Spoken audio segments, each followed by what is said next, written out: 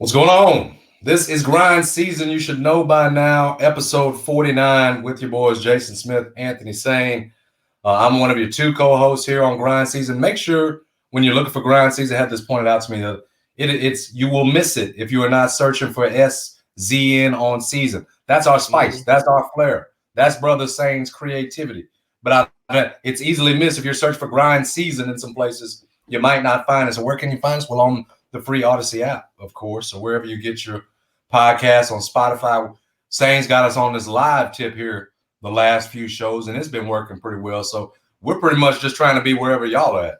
So appreciate those of you that have supported us this season. Those of you continuing to jump on. And, man, we got a lot to talk about because the Grizzlies are at least one more game back into this series. The work ain't done. They'll have to stave off elimination on Friday, but we can only talk about Friday because of what occurred on Wednesday. 116-99 Grizzlies victory at FedEx Forum in Game 5. Ja Morant, Desmond Bane, both were huge. We're going to talk about it. We're going to talk about why it looked like that, why things were so much seemingly easier offensively for the Grizzlies, certainly for stretches of that game. Saw a new lineup, lot to discuss there with Sain. Really just checking in with him, seeing where our man is at this point. You know, we were last time coming in here saying, talking about what was ahead of the Grizzlies, and I mean, it was a down feeling. Still a lot of work to do, but like I said, obviously feel a lot better about it than we did. Real quick, you guys that don't know, you can follow my brother Anthony Sain at Sain Asylum on Twitter. He is the true talent here. He is the guru, and we'll be going to him a lot in terms of our three things today. First off, takes what we thought from game one, why it worked so well. Secondly, Luke Kennard. This seems like it's going to be a big storyline going into game 6. His status, he suffered a shoulder stinger in that game, had ice, obviously exited the game, didn't come back. You realize what his presence, although he hit just 2 threes, he was plus 26 on the plus minus. Him and that small ball lineup worked against the Lakers. We'll discuss whether or not they're going to be able to use it again on Friday. And then finally, we'll break down a few keys, see what Sain's are, see what mine are for Friday night. Grizzlies have done this before. 2012, they were down 3-1 to the LA Clippers and forced a game 7 back at home at FedEx Forum. Now we know what happened in that game. They, 82-72 loss, one of the worst Sundays in Memphis sports history. That said, this is not altogether unfamiliar territory for the Grizzlies. So that's the show for the most part. A lot to discuss. Same first thing. Bane 33-10, Ja Morant 31-10. They were fantastic last night in game 5. What was the key to it, and how do you keep it going, man? That definitely was the key to get those two guys going the way they were going in such a big game here at FedEx Forum. Your two alpha dogs as far as scoring is concerned. Yeah, Jaren has had stretches where he's been that guy for sure, scoring 30, 40 points in the game, things like that. But the consistent thing that we know for sure is that Ja Morant and Desmond Bane are your two, big dogs that are coming down to scoring. And those guys are huge, not just scoring, also rebounding. They had 20 rebounds combined, 10 rebounds apiece. Just taking advantage of everything the Lakers were giving them, especially Desmond Bane with the mid-range jump shot and getting to the basket. Kudos to Ja Morant. I wish we were passing out seasoning again. I would definitely give him the seasoning today, simply because Ja. I ain't gonna lie, man. I can be kind of up and down as far as my optimism for this team. I take high highs and low lows when it comes down to how I feel about this team. And after game 4, when Ja had the 2 consecutive drives where he tried to jump over LeBron James' head and got the 2 offensive fouls, I was like, man, these guys, they're about to get up out of here. You know what I mean? This is still where we are with Ja. But to see him adjust, in game 5 and finish a lot more creatively and efficiently, around the rim and safely around the rim, what I mean? Protecting their hand. I think that was huge. I think that was huge to see Ja doing that. It feels like momentum is definitely shifted in this series. I put a tweet out yesterday, digging into the stat nerd world a little bit, Jason Smith. I put out a tweet yesterday saying that ever since that 35-9 first quarter in game 3, the Grizzlies are now plus 33 in scoring ever since then. We're up 33 points on the Lakers ever since being down 35-9 in the first quarter. That's impressive. You know what I mean? That's kind of what you're seeing. They lost game 4, a tough overtime loss. Yesterday's game, the score kind of got away from the Lakers. I want to say the momentum has shifted towards the Grizzlies simply because you have Ja Morant. He's playing great basketball. Seems like they found something with the whole Dylan Brooks thing as far as limiting his minutes, and getting Luke Kennard on the floor, a guy that teams have to definitely defend, the guy who's going to be a lot more efficient when he does take shots. I think that all those things matter a lot, and I think that the Grizzlies definitely have a chance to win Game 6 in LA. They haven't looked bad in LA other than Game 3. They look really good in Game 4, and for most of Game 3, they look good. You know what I mean? Except for that first quarter. So I think they're able to do this, and I think that the fact that the Lakers are playing what would be in essence 3 games in 5 nights. We've seen with this team, even post-trade deadline, even with LeBron James back, we see what this team looks like on short days rest. In the beginning of the series, where they had 2 and 3 days between games, and now they're in a situation where they're playing, like we said, 3 games in 5 nights. I think it's going to be a different-looking Lakers team. The Grizzlies have figured out a lot of things that the Lakers are trying to do. Guys like Rui Hachimura seem to have come down to earth a little bit, and I'm excited to see what's going to happen tomorrow for sure. Question here. I'm on your momentum point. I'm with you that the Grizzlies picked up some momentum last night in terms of you throw a new wrinkle out there. Lakers clearly weren't prepared for it, and it worked for you. I was stopped short of saying like you've just seized it though, just saying counter because we don't know Luke's status yet. Right. Like if I knew that was something that I knew was going to be there again, and it's listen, he only had to hit 2 threes for that to loosen up the entire offense. Lakers have got to guard him. I don't care if it's Dylan Brooks, if it's Conchar, even if it's Roddy, who had the one decent shooting game. They're not going to respect those guys in the same way that to respect Conchar. So if he, and I believe he's going to go. I mean, realizing how potentially important he is to the rest of the series, I think he plays. But listen, you had to win that one. And here's the other thing. Like the Lakers, all the pressure is on them at this point. And in saying so, LeBron James ain't letting this get back to Memphis. Like that's the way he's got to be approaching this, right? I don't know. I just feel like I guess I'm just saying I don't know that momentum that the Grizzlies have seized momentum just by winning, keeping the series alive, but I am with you that I'm way more optimistic about it because of the way it happened, because of the fact that last year this time you were going out to Golden State after a blowout Game 6 win to Game 5 win to force Game 6. You didn't have Ja, and you had Bane with a bad back. With the back injury, yep. You literally had no chance. Whereas now you've got these guys coming off of huge games that were made even bigger by Luke Kennard's presence. That's what helped loosen that up, and hopefully you can keep those 3 things going. Again, if it, I think we're on the same page. If it gets back to Memphis on Sunday, we are not going to have the same result that we saw in 2012, where the Grizzlies ended up losing that game to the Clippers 82-72.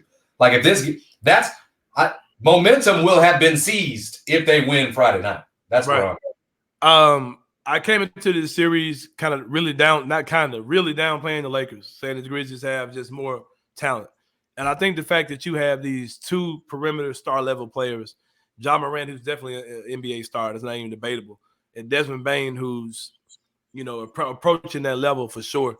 I think that that's something that the Lakers really don't have an answer for, especially if with Taylor Jenkins, who's took him 4 games to realize it, but with Taylor Jenkins making those adjustments for Dylan Brooks, getting him off the court and not allowing him to take as many shots. It's still wild as hell that Dylan took 10 3-pointers last night. You know what I mean? Mm-hmm. But I think that's a talent leap, man. To get Ja and Bane unlocked at this point in the series, I think that's a major factor. And I think these guys, and if you want to talk about numbers, as far as being like, as far as the spread goes, being an underdog and how we haven't, beat this beat.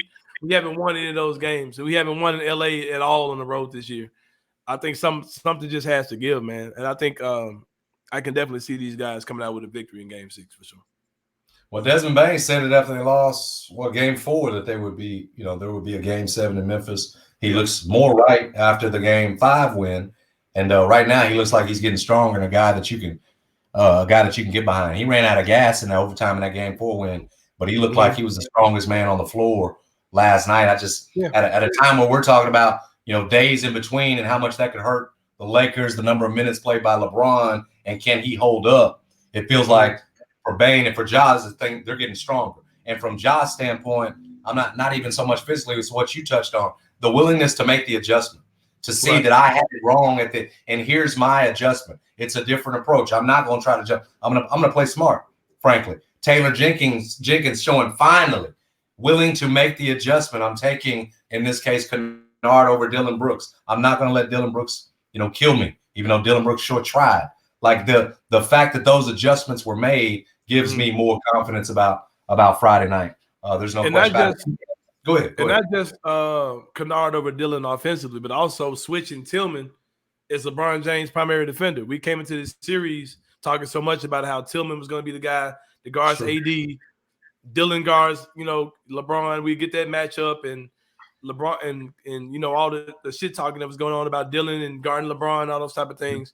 And now we've seen Tillman draw that assignment now, and we've seen DB kind of guarding AD a little bit, and different things like that. But I'm excited to see that. I think that that Coach Jenkins has definitely made those two adjustments involving Dillon Brooks, and we've seen them be beneficial to this team in the last game. The Lakers were not expecting that Tyus Jones, Ja, Luke, Desmond, Jaren Jackson Jr. lineup, and Taylor Jenkins, in my estimation, was getting out coached in this series. He needed a new wrinkle, and I said that was something obviously that had to happen, something new. But in this case, it paid off. So that's what you're paid to do. To make those adjustments.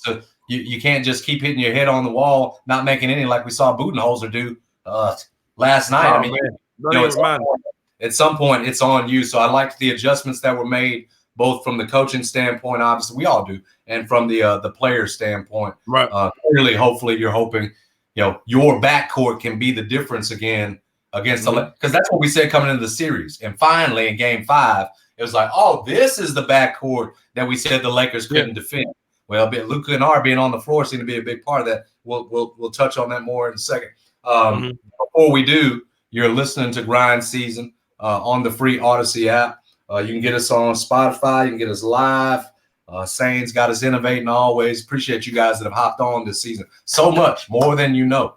I think this is going. Man, with Sain getting us the backgrounds and everything else, bro. You done brought us out of the caves pretty fast. So yeah, man, we ain't playing with y'all out here, man. Hopefully, we'll continue to innovate and grow.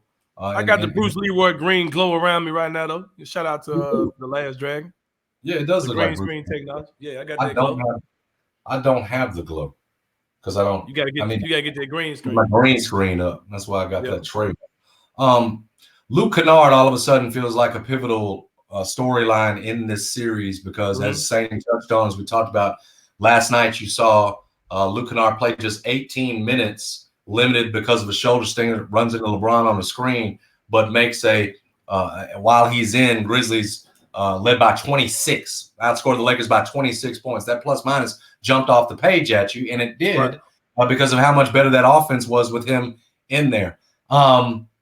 I don't think any of us had expected it to look like that, where sure, Jaren at center, but where you got Tyus and Luke out there with Ja and Bane. It's essentially 4 shooters in a way, technically. I mean, I guess if we're counting Jaren Jackson in this instance, 4 shooters around Ja kind of opens things up. Things had gotten bogged down because Dillon Brooks continues to brick threes and take shots that the Lakers give him, and in doing so, it's packed things in. It's made it easy. Luke's presence alone helped loosen that up because you're talking about the best 3-point shooter in the league. So, do you think he plays? I got 2 different opinions, sort of, and I want to throw them at you, of 2 columnists that were in that locker room last night. One, Jeff Calkins, who said he wasn't inspired exactly with confidence by the tone that Kennard used about his status and, hey, would you been able to go? My man Giannotto, who I talked to on his show Jeffrey Giannotto on 929. He said he just thought, that Kennard was just talking and didn't really put any extra stock in it.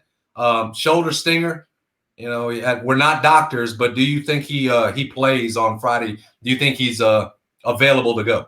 Yeah, if we're talking about a shoulder stinger and that's it, yeah, I think he's playing. I mean, if nothing else is going on, I think he'll be fine. You got to remember, like you said, Luke didn't make a lot of threes. He didn't even take a lot of threes. You know what I mean? But if he's out there, I think if it's a pain tolerance thing, he'll be out there. Even if he can't really, take a lot of shots or whatever. And teams are going to defend him just off his reputation, whether he's hurt or not. So I think, like you asked the question, is Jaren Jackson Jr. a shooter? You know what I mean? You threw that out there. And the answer that to me, the answer to that is yes, because teams will defend him like he's a shooter. Yeah. That's really all that matters. Our guy's going to get out and defend this guy you got out on the wing. Dylan Brooks, they weren't. They were leaving him extremely open. They were guarding him like he was Tony Allen back when he was here. And he is playing into the hands, Sain. He's playing right into it, yeah. And it's crazy how we talked about with Dylan how, oh, man, Dylan's trying to goat LeBron. And both of us were like, nah, that ain't happening. Like, LeBron's going to do what he want to do. But he's the one that they played that right into his hands. You know what I mean? Even when LeBron came over and was like, hey, man, make some shots. That was mind games. When LeBron said, yeah, man, make some shots. Do your job. And, then you can come at me. And you saw Dylan go out there and take shots and miss more shots because LeBron knew that's what he was going to do. Bro, he says he's going to take more. LeBron's still winning the mind games. He said last night there's going to be a game where he hits 3 or 4 of them. It's I definitely do want to see Luke out there instead of Dylan. And this is what frustrates me too. Like when Coach Jenkins basically was sitting on the whole, it was obvious that he was not playing Luke because Luke isn't the best defender. And I get that. And I'll throw another player out who is not as good as a shooter as Luke Kennard, but D'Angelo Russell, one of the worst defenders in the entire NBA, has been unplayable to the eye. The Grizzlies have been, seeking him in pick and roll actions the entire series. Whoever his man is, they're attacking him. That's been happening the entire series. But Coach Darvin Ham knew we're down 9. We're down 7. We need some buckets. 1, 2, 3 straight threes in a row. D'Angelo Russell knocks him down because he's a scorer. He's one of those guys who's not afraid to take big shots. He made 3 big shots the other night. Sometimes you have to take the sacrifice. Within the flow of the game, you got to find a way for these guys who aren't good defenders to get out there and score. Ja Morant isn't a good defender. He's on the floor, though. You know what I mean?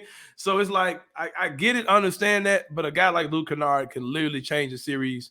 He was almost plus 30. I think he was like plus 26 or something like that last night. That's why I like deploying him early, Sain. Not falling into waiting till you're in a hole to use them when stops become even more critical, but deploying him early. Maybe, and listen, I kind of bucked at it when Jeffrey Wright asked me, but I'll ask it to you just because the more I think about it, the more I want, and the more I look at Dylan Brooks, and the more that I say, is this man even following the game plan? Should they just start him? Should they just start Kennard, or is it a deal where, hey, man, if Brooks doesn't make the first one, you can pull him after a couple minutes? Because what you don't want to do, to your point, is wait too late. This Lakers storm is coming the first quarter. Now you need stops and points, and you got Kennard and Jai out there, and it's tougher to do that. Should they just start Kennard over Dylan at this point? I'm going to tell you what I would do. I would not start Dylan, but I also would not start Luke Kennard.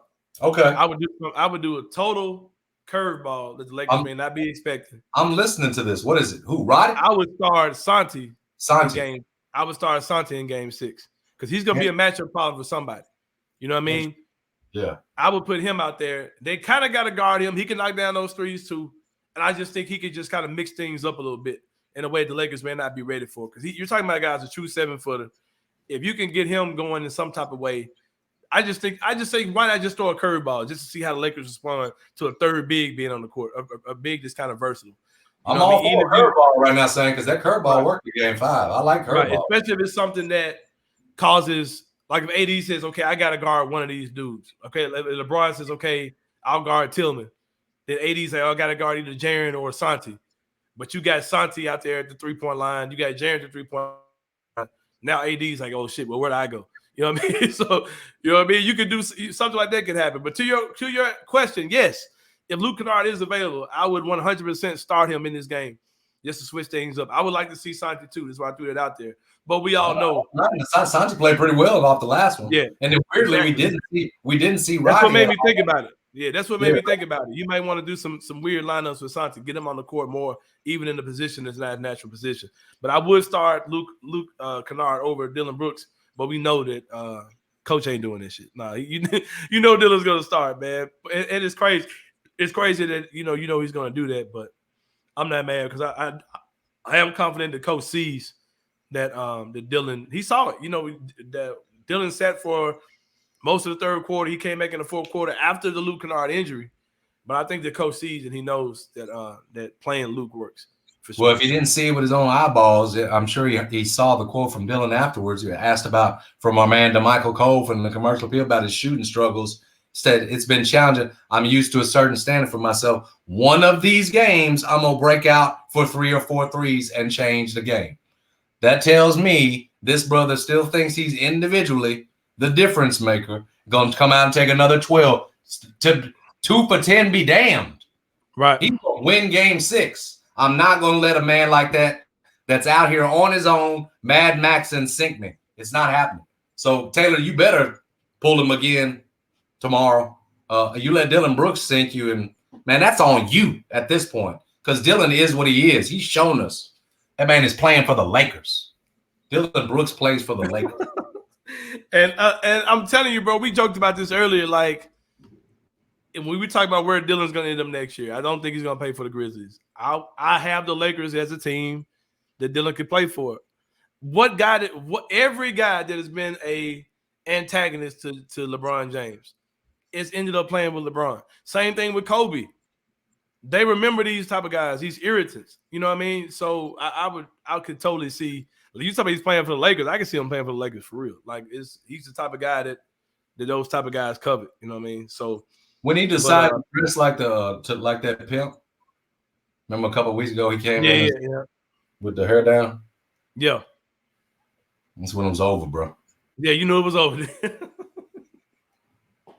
Man can't buy a shot. Right. Was supposed to be our best defender on the perimeter. Been replaced by Xavier Tillman. We're going to drive him to the airport. We're going to do a grind season escort to the airport for Dylan Brooks. It wheels in the air. We're gonna him off the free agency and out of here.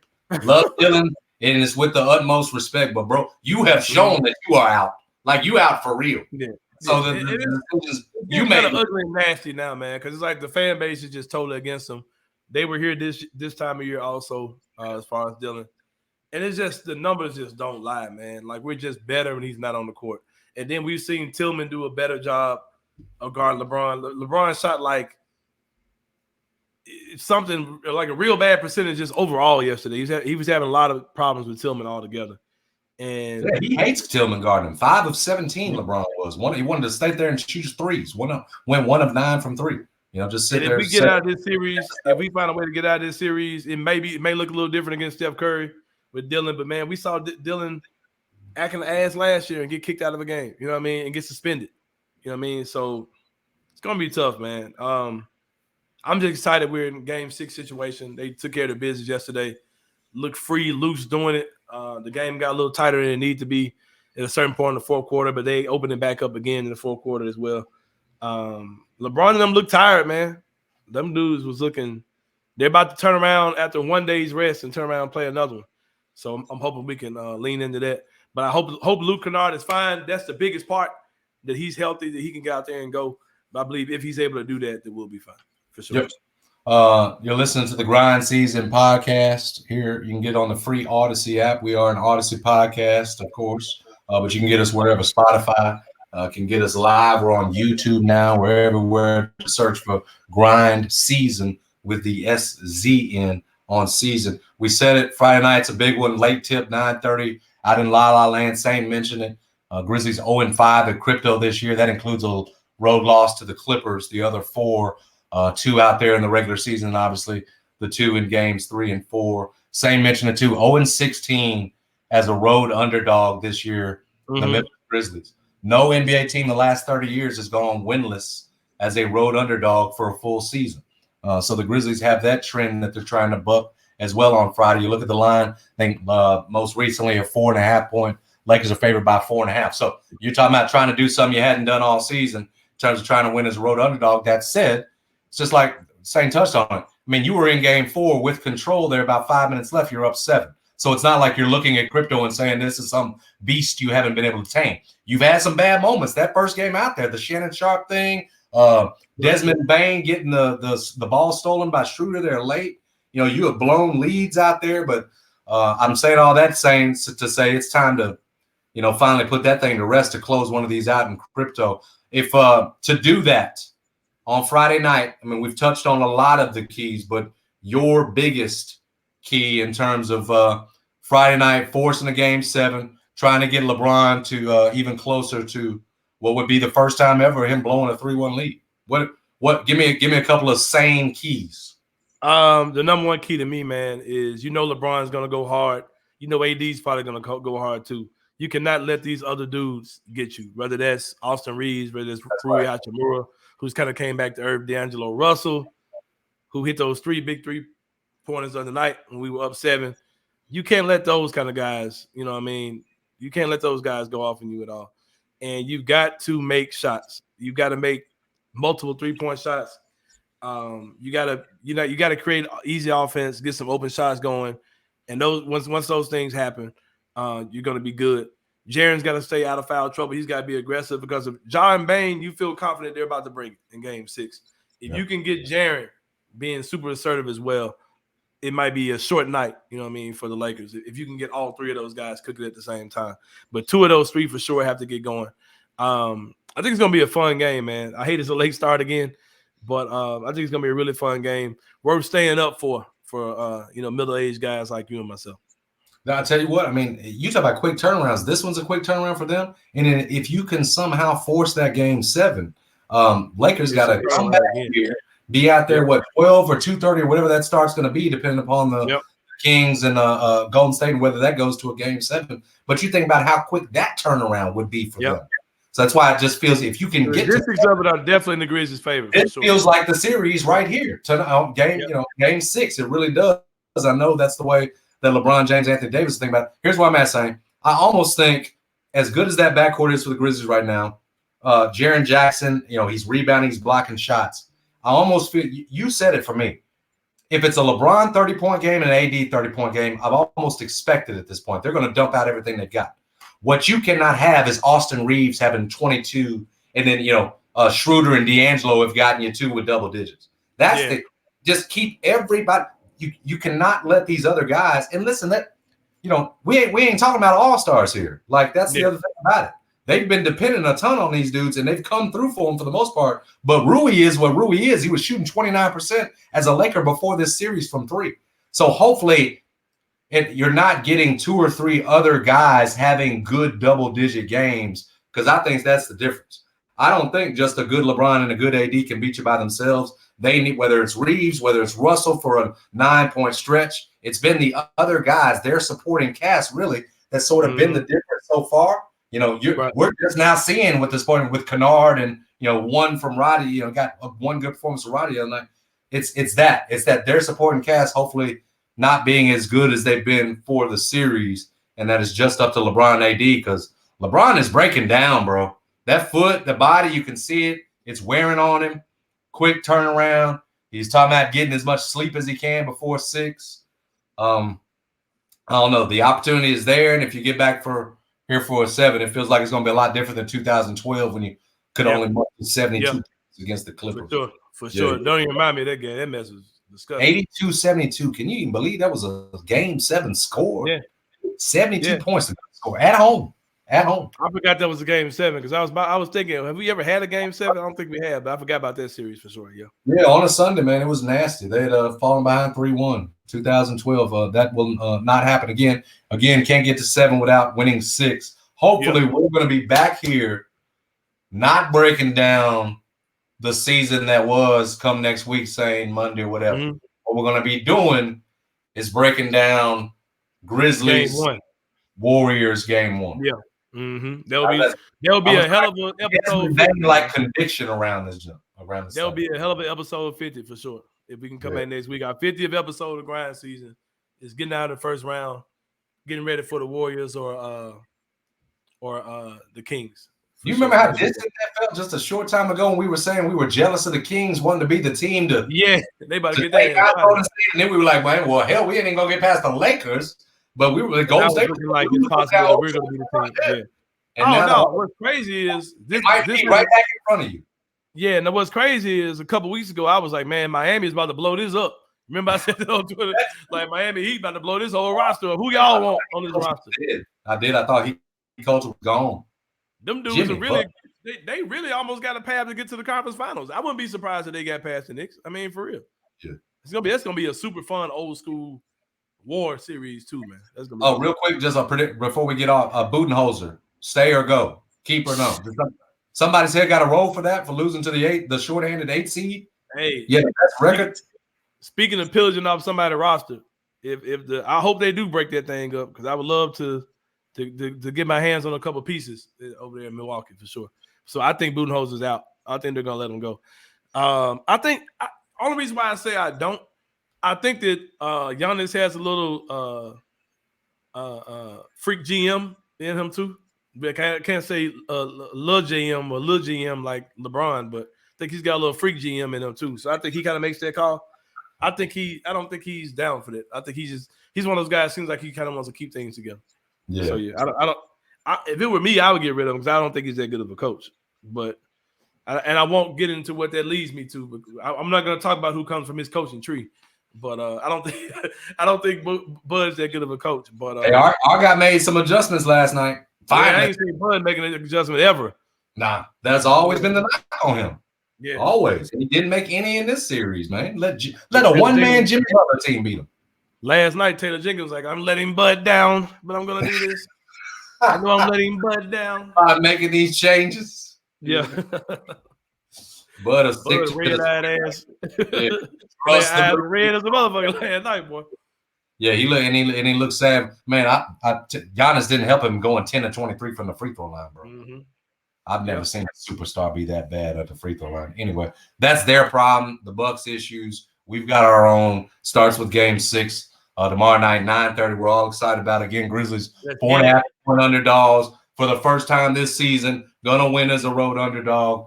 We're predicting it right now. Hopefully, getting it back here for a Game 7 on Sunday. That's tonight's episode. Sain said it, 49. Next one will be around 50, and hopefully we'll be talking about round 2. Yeah. Either way, we're talking about the next. What's next? We talking about the next round or next season. You're right. Sain is right about that. But appreciate you guys for joining us. Again, we'd be remiss not to tell our producer, executive producer Drew Barrett, how appreciative we are of him. So wouldn't be able to get it done without him. For my man Anthony Sain, the true talent here, I am Jason Smith. Stay on your grind and win Game 6. Big Memphis.